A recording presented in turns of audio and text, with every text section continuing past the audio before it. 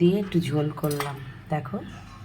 আর সকালবেলা একটু আলু দিয়ে আর তোমার গাজর দিয়ে, কপি ছিল একটা ঘরে রেখে গেছিলাম, ওই দিয়ে একটু তরকারি করলাম।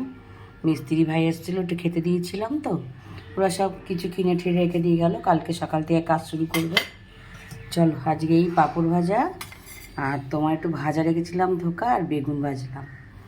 আর তোমার এদিকে দেখো, এই দেখো মাছ রেখে গেছি খাইনি, ডাল রেখে গেছি, তারপর তোমার এদিকে উচ্ছে ভাজা, কিচ্ছু খাইনি। এক ভাই খাইয়েছে, বলে রান্না করো না দাদা, আমি দেবো, কী করবো বলো। চলো কাল থেকে আবার রং শুরু হবে, আজকে সব কিছু ঢুকিয়ে আমায় রাখতে হবে বলেছি বৌদি, এসব সব ঢুকিয়ে একটা জায়গায় রাখতে হবে। খেয়ে নিই তাড়াতাড়ি, তারপর আস্তে আস্তে সব ঢোকাই, দেখো না সব মাজলাম, আবার সেই ধুলো ধুলো হবে, ঘষবে তো। চলো দাদা চান করতে গেছে, খাবারটা দিয়ে দিই। আজকে কটা বাজে জানো? 2:30 বেজে গেছে, অনেক দেরি হয়ে গেছে। আজকে তোমার দাদাকে বাজারে পাঠিয়েছিলাম একটু, মাছ নিয়ে এসেছিলো, কপি নিয়ে এসছে, সিম বেগুন। কালকে বলেছে 8টার মধ্যে আসবে, আমি একটু ঝোল ভাতটা করে নেবো।